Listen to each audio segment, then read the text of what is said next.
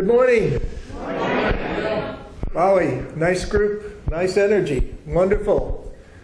I'm always pleased to be able to introduce one of our near-death experiencer speakers, and she's a native Virginian that we have with us today, and grew up here, then went on to chiropractic school, doctor of chiropractic medicine, and trust me, any medical doctorate degree doesn't come easy. And as I'm in my 4th of 6 years, and one who had a near-death experience that changed her life. She has a wonderful story. She heals. She's changed her mission from her chiropractic medicine to her new mission of healing and being with people and writing a new book. She's a dynamic, exciting lady, Dr. Mary Helen Hensley. He also forgot to mention that I was a preacher's daughter, so the dot of 12 means something very much to me. I won't make it too long, Neil, I promise. I am so excited to be here, and I cannot tell you, just coming into a space like this, that the atmosphere that you all have created collectively as a group and a family, as an outsider coming in, please let me just acknowledge that. That's just such a great achievement. It's so special. Couple that with a supermoon and all the people I met yesterday, and I'm like shaking out of my body here. I'm just, again, so grateful, so excited to be here. And it was funny, I was thinking as I walked in the door, what am I going to say? Because I'm used to talking for very long periods of time, and 30 minutes I can kind of introduce myself and say my name. So what could I say to you that would be effective and powerful and hopefully inspirational to you? And it was funny because something happened to me on the way in the door. On the way into the door, something happened. And I ran into one of your pastors, David Solomon, and I had an interesting experience as I entered the doorway. In the little alcove there's some pictures. And I walked in and I went, I met that man yesterday. And Gary went, no you didn't. And I went, yes I did. And he goes, he's not with us anymore. And I went, see you. Yes he is. And this would be a quite regular occurrence in my life from the time I was a child. And it's very interesting recently, as my children begin to grow and start to express their gifts, something that's been happening to us a lot lately is people are coming in the flesh. There's one thing about seeing someone in a spiritual sense and seeing the energy or the light or having a mental impression of somebody coming back to visit. We've been having a lot of experiences lately where they're coming in the body. I'm like, she was wearing shoes, she had on a t-shirt. I'm serious now. And this happened to me yesterday, and I met this man. He walked up to me, he hugged me, and he said thank you. And he thanked me for today. Now I understand why. I got it, dude. I'm on it. But what was really interesting when I then met David was now I realize why I do what I do. I have dedicated my life to this. This is me. This is what I agreed to come back. And when people go, are you taking it a little bit too seriously? I died and agreed to come back and do this. Yes, I take it seriously. But I take it seriously with humor. And David said something, and he introduced and he was telling me a little bit about himself, and I went, this is it. This is why I had that experience and why I am here. Because he and I began to speak about his own process that's going on and what he's facing. And we were talking about death and passing like my toast I ate this morning with butter and jam. And I went, this is what it's all about. We have forgotten as human beings that that's so much a natural part of the process. We celebrate the births and the birthdays, and then we get really sad, and we celebrate the deaths, or we acknowledge somebody's passing. Of course, we grieve the physical loss of somebody. But we forget so often that they're right there. And death is there, and life is here. And they intermingle constantly. And he really just did thank you, David, because he reminded me when we had this conversation this morning that this is why I do what I do. I want people to be able to acknowledge and speak of death with the same joy that they do when they're talking about the birth of a new grandchild. Do you know? When they're excited and celebrating the birthday of a spouse. And that's what was happening there, and that's when you know you've made it. That's when you know you're in that space where you really get it. So for me, in December of 1991, I hadn't quite gotten this yet. I had made it 21 years through my life. I was having a great time. Things were fantastic. I just graduated from college, had my communications and graphic design degree under my belt, and I was sweeping floors for a living. And I left my home to head out for a Christmas party. And about 2 miles from my house, I became that statistic where you hear that most accidents take place within 2 miles of your home. Well, it's true. And I was sitting at a stoplight at a major intersection, waited. My light turned green, and I took off across all these lanes of traffic. And next thing I look over and I realize I'm going to die. A man was barreling towards me. He had run the red light, and I knew it was my time to go. And then I realized I wasn't frightened. There was nothing, it just seemed very normal. It was almost that kind of been there, done that sensation. And I'm looking over and I realized I had a choice.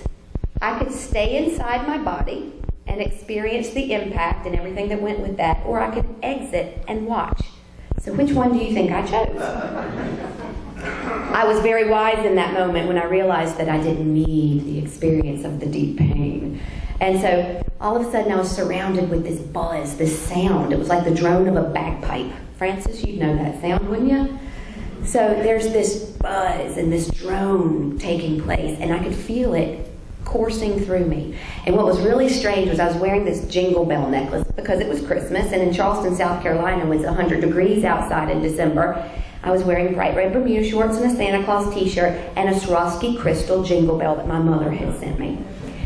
And it was really strange, like a movie, because as I heard this drone and I exited my body, I'm watching, and talk about a great film effect. Wouldn't this be awesome? You see the bell. Bang. Bang. And I could hear the jingle bell ringing. And then you could see the car smashing in, and it was a T-bone accident where I was driving here and he hit directly in and folded my car and me in half. And next thing I'm looking, and there's still the drone going on, and I'm realizing, oh, how interesting, I'm out of my body. Oh, I still know who I am. That was the first thing that struck me. I still had all of my memories intact. I knew exactly who I was, who I'd been, and I knew things were getting ready to get very interesting. And I'm watching this take place, and I see the car spin, and I see my body's kind of trapped against the seat, and people are starting to congregate and freak out. A girl that I went to college with was a few cars behind me. She ran up and she's like, ah! And I could feel her angst. I wasn't attached to it, but I could feel it. And I certainly had no attachment to my body. I was like, oh, okay, yeah, that's who I was. And that was it. There was nothing. I wasn't going, oh God, I've got to get back in there. You know, I knew something else was coming. Well, after watching the accident unfold, suddenly the sounds began to change. And we like to call this the music of the spheres. It was the most incredible, indescribable feeling of vibration coursing through my being. And it was suddenly very apparent that I was that sound, that we weren't a separate entity. I was that vibration. I was returning home. I have come to find over the years that I think that as my soul exited the body, what was happening was as I released the confines of the flesh, that the higher vibration then was lifting me home. It's a really nice feeling. And so suddenly I'm now in this new space.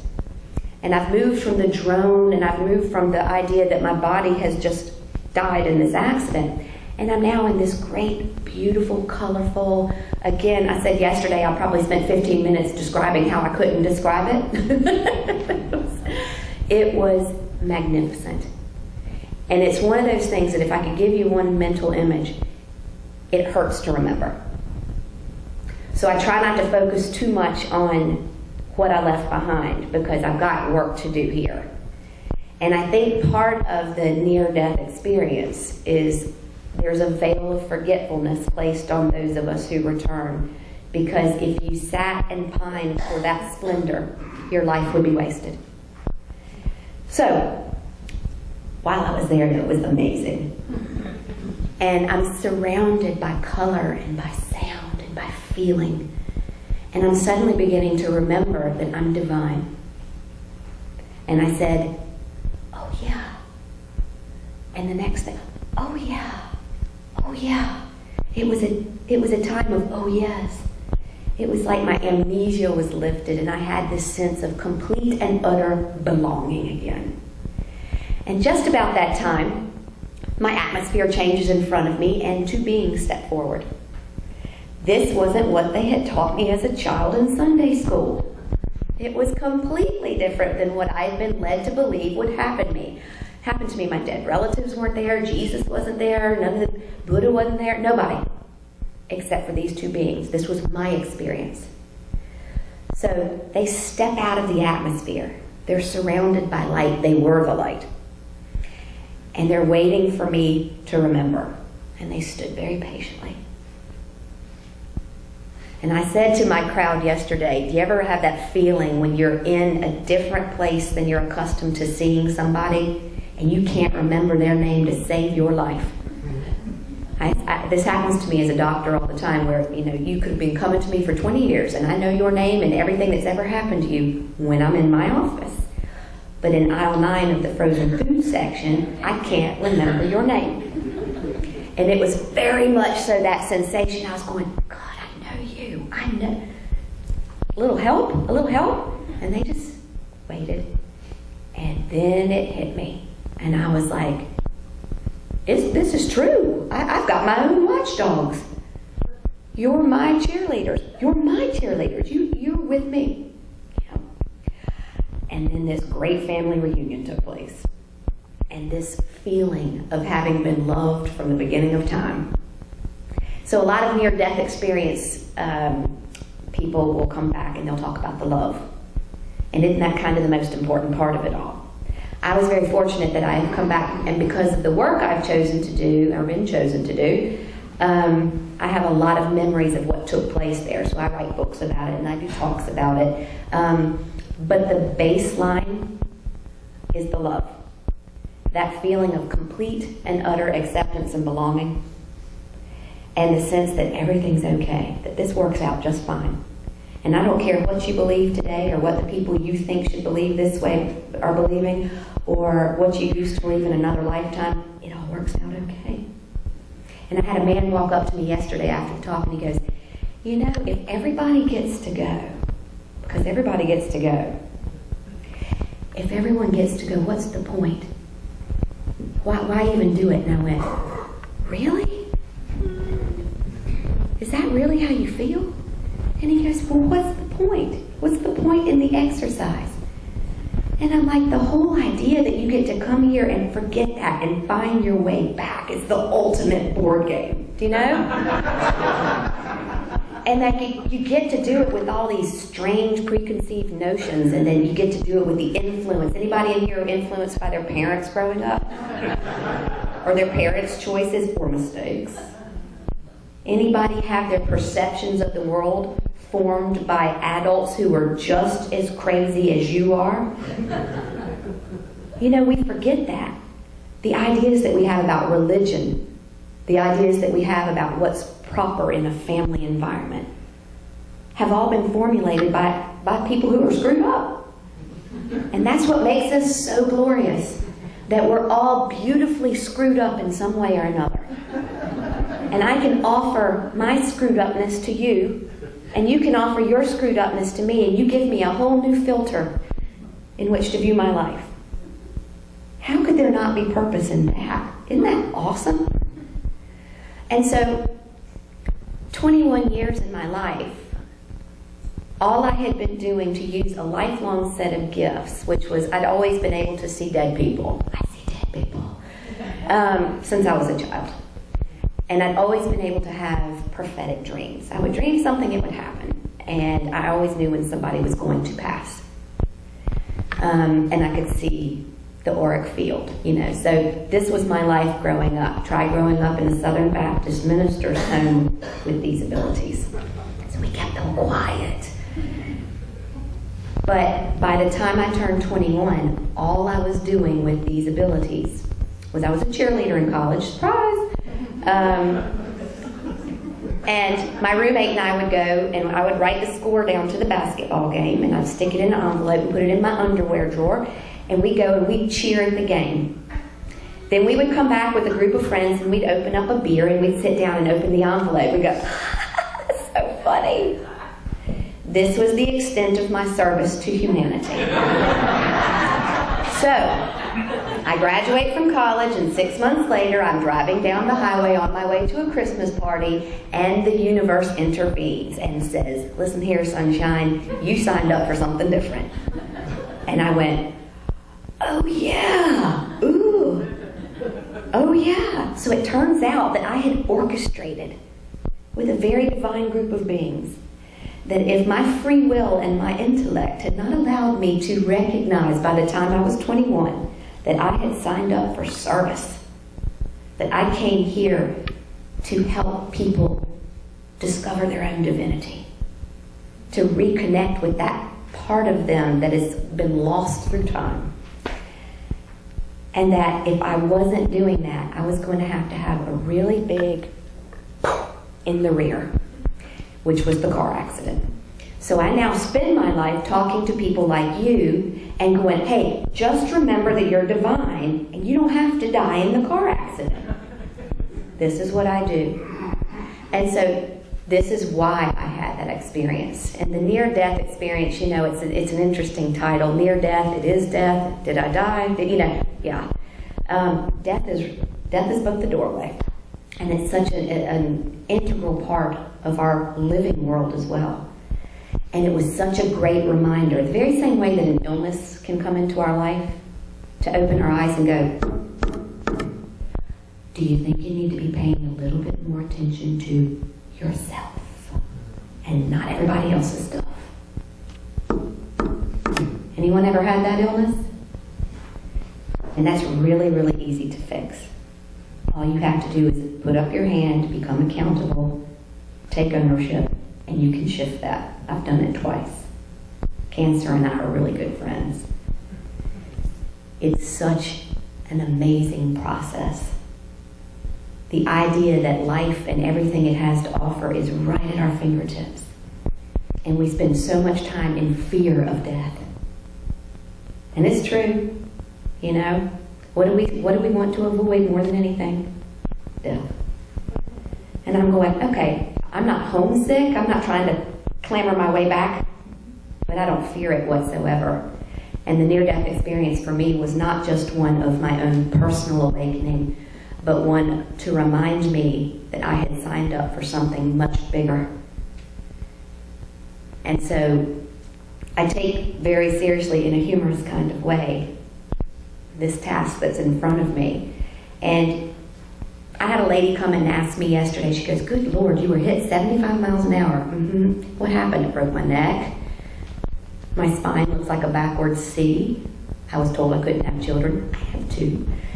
I detached the retina, I lost my hearing, I broke my ribs, you name it, I had it. And it was wonderful because it made me a really good doctor. I'm one of those people who you could come into my office and go, I've got this strange feeling like ants are crawling in my face. I'm like, I know that, I have had that. And it's not bonding with the wounds, but it's being able to allow someone to let themselves off the hook because they're petrified, because they'll talk to their friends and go, I've got this symptom. They're like, never had it, don't know. And I go, I've had that. So everyone loved to come to me. So the gift of having a near-death experience isn't just about the enlightenment personally. It's about what you can do to help others find their way back to their own enlightenment. And that's how I've strived to use it. And I wouldn't change a thing about it. And the lady asked me yesterday, all those symptoms, you broke your neck, you detached the retina, you lost your hearing, you smashed your pelvis, all these things. How do you deal with the pain? And I said, I'll tell you exactly how I deal with it, because it's present every single day. And there's a lot of it. And I wake up in the morning and I go, and I stretch a little bit, check in with myself. I say thank you for the fact that I'm still in my body. And I go, is this pain bigger than what I want to accomplish today? And that's how I start my day every day.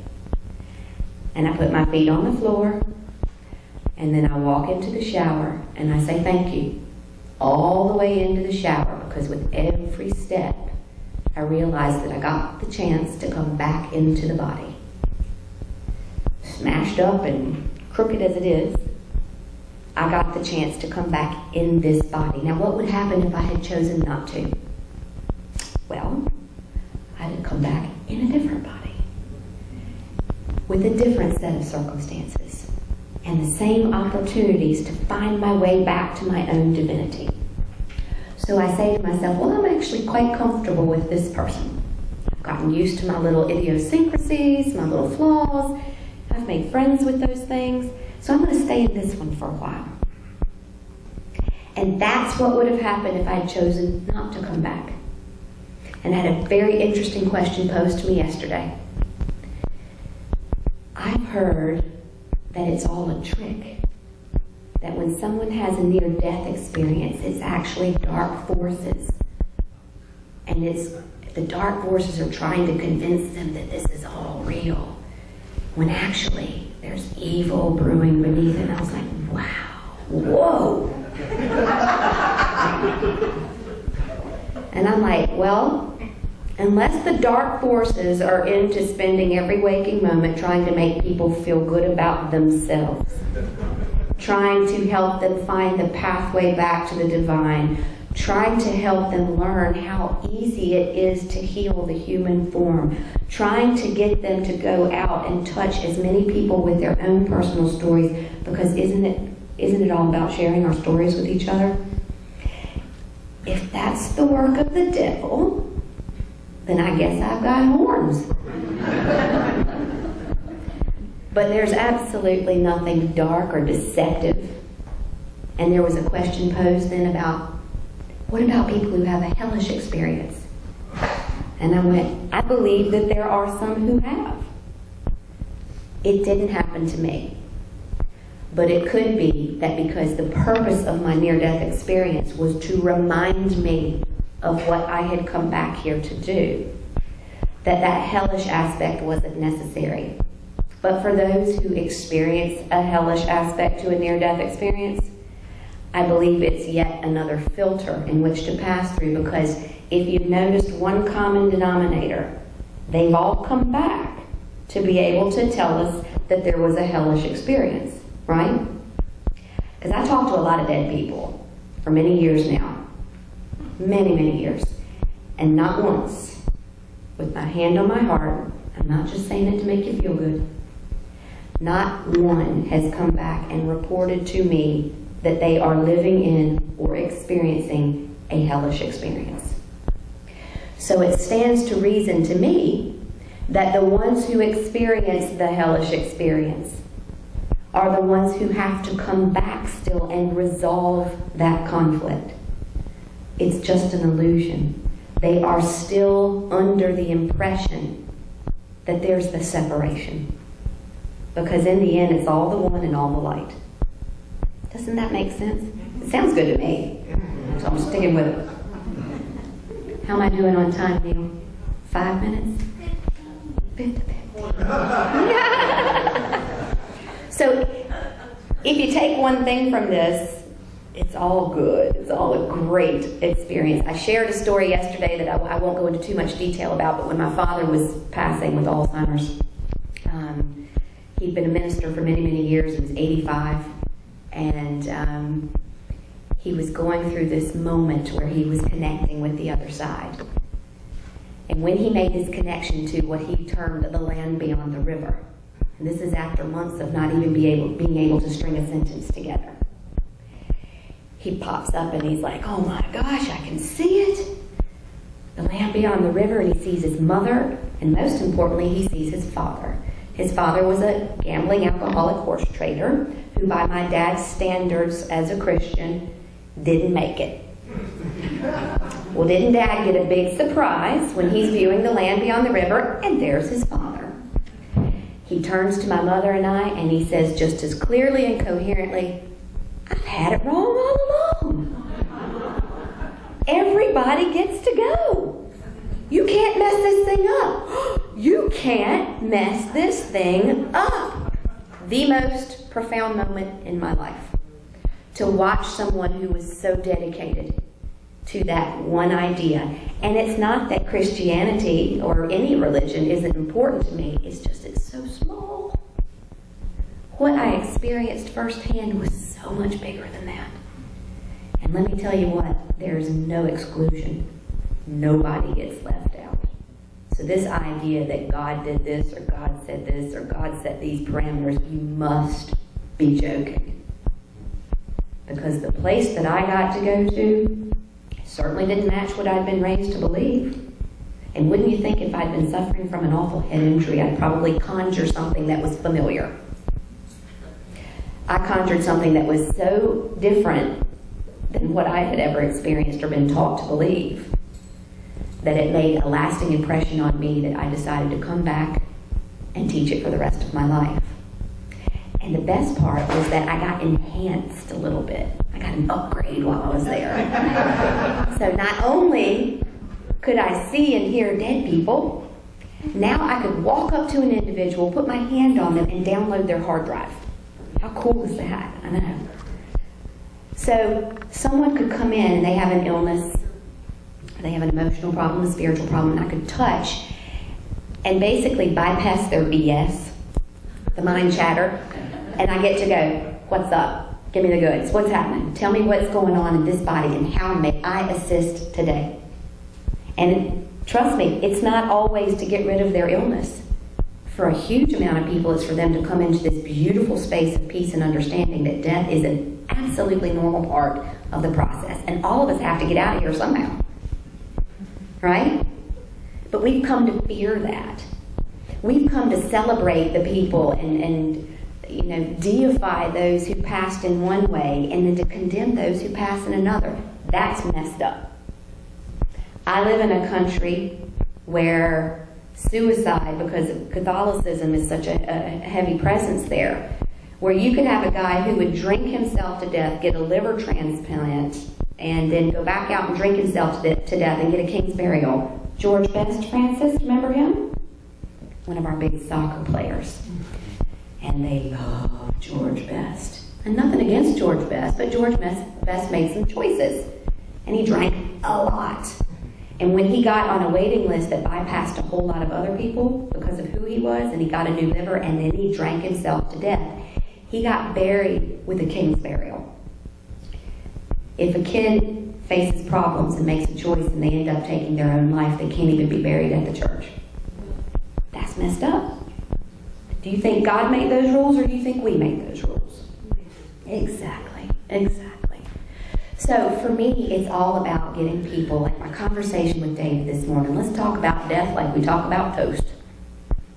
It just is. It's just a normal part of the process and not something to be feared. And I want to share with you, if it's okay, I got just a couple minutes? Yes. 5 minutes. Oh, I can feel my Father's presence. Western sizzling's waiting.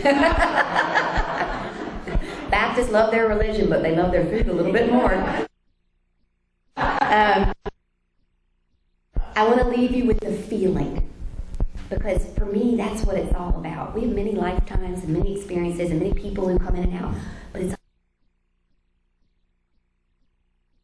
what did we get left with? What was the impression?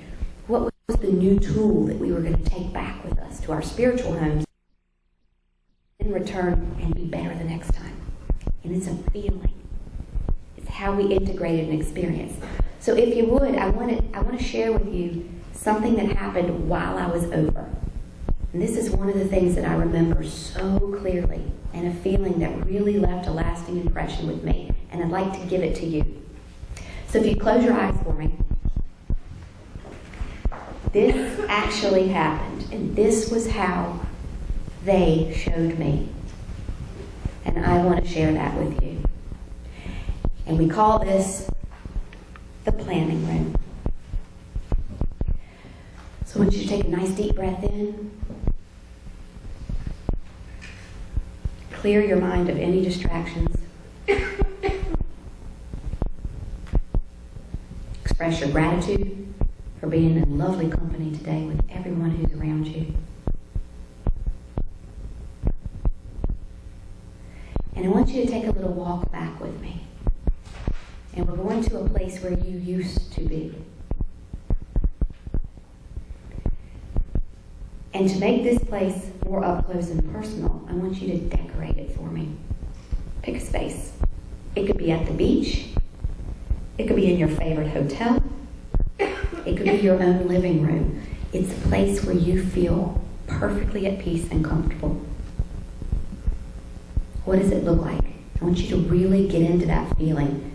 Are there lights dimmed down? Are the lights on? Or is it decorated with fairy lights and flowers? Are there candles? I want you to see the room as if you're planning a great party. And one of the lost arts of the human experience, is the art of anticipation. We get everything instantly now, and we have forgotten what it feels like to anticipate something fantastic. So I want you to allow yourself to feel anticipation right now. You're excited. You're in this space. You're decorating it. And you're decorating it because friends are coming. We're having a party. Look around your room. Are there any final touches you need to make? If you're in my room, there's a lot of food. Smell the smells. What are your favorite foods? What's in there? What are you serving? Is it savory? See if you can smell it. Sweet? Are you into your cakes? Biscuits? Mine's savory. And I love music, so there's music in the background for me. What kind of music can you hear? You're creating your perfect atmosphere. And the best part about this party, that's different than other parties that you might have been to, is that every single person who's coming is someone that you want to be there. Because as we all know, sometimes we can go to family gatherings, and there's that one aunt, or that cousin, there's always the one. Everyone coming to your party is someone you have personally invited, someone you want to be there. And feel the anticipation starting to rise. You're getting excited. Your room is decorated, you have your sounds, your smells, you're comfortable, and you're excited.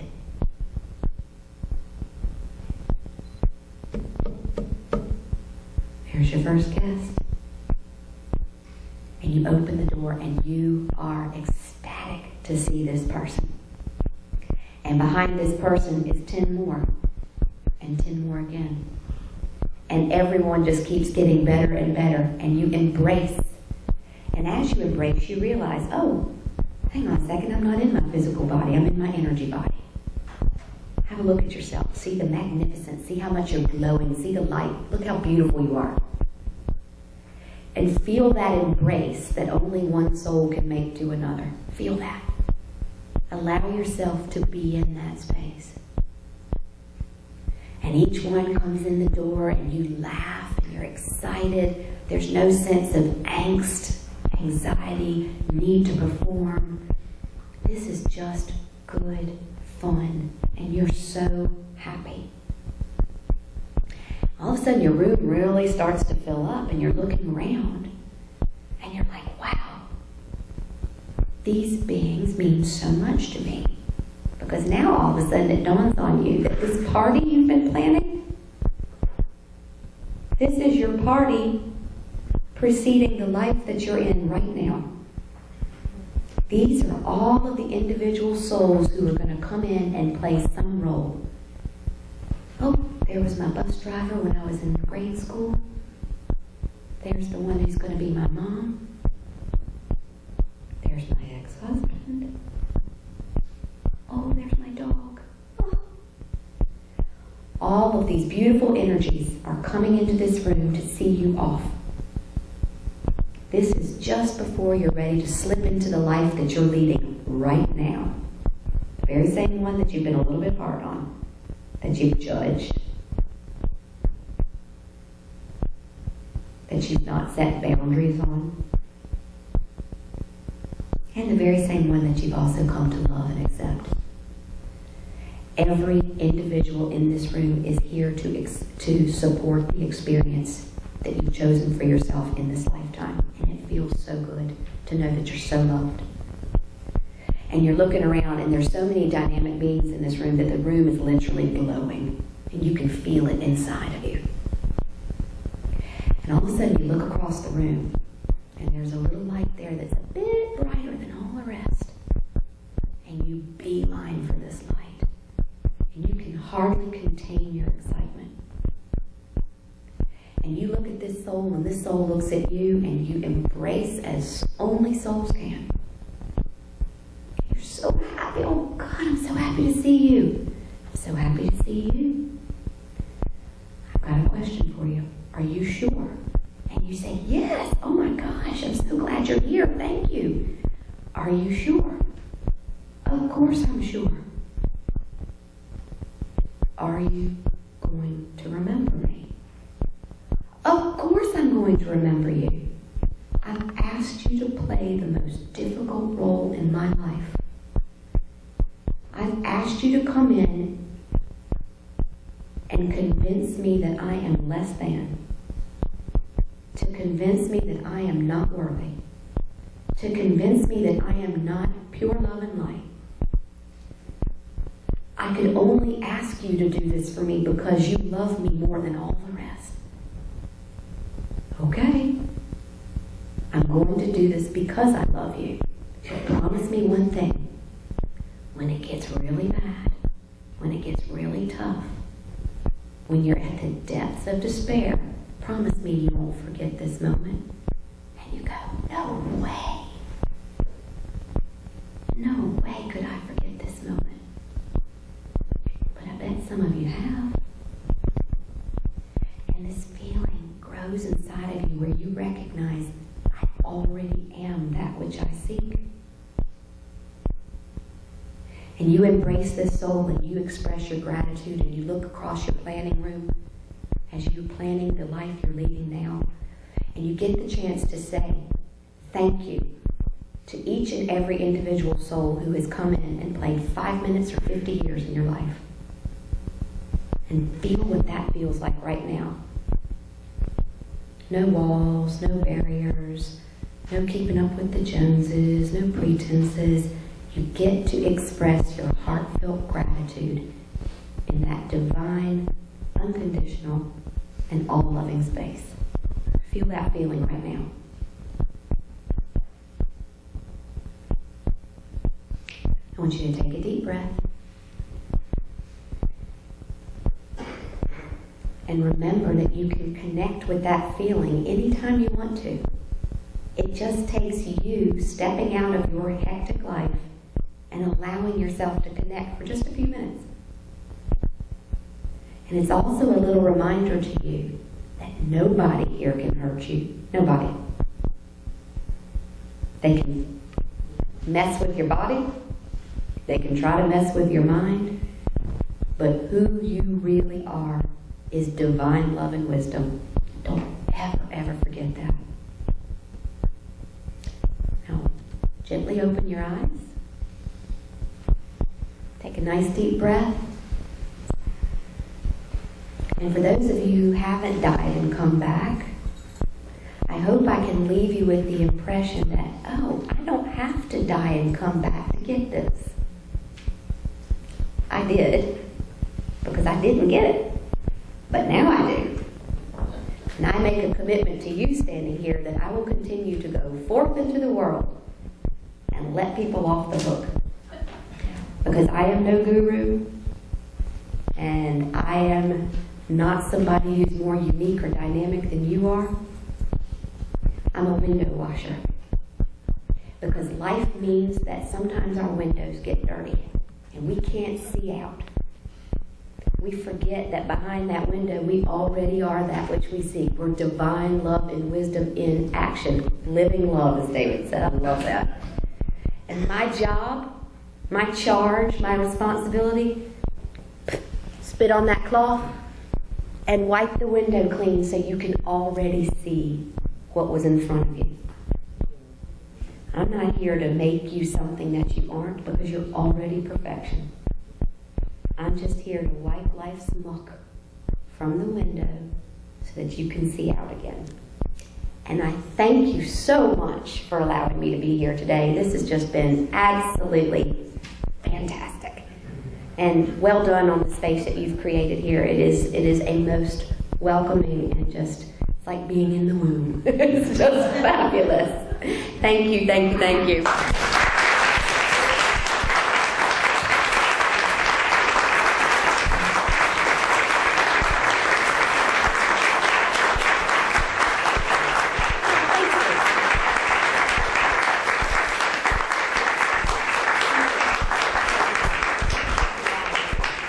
So I have a note here to please name the man that I saw yesterday whose photo is at the front. It was Paul Solomon, who I didn't know, unfortunately, but now I do. At my talk. He came to my talk. At the ARE, yeah.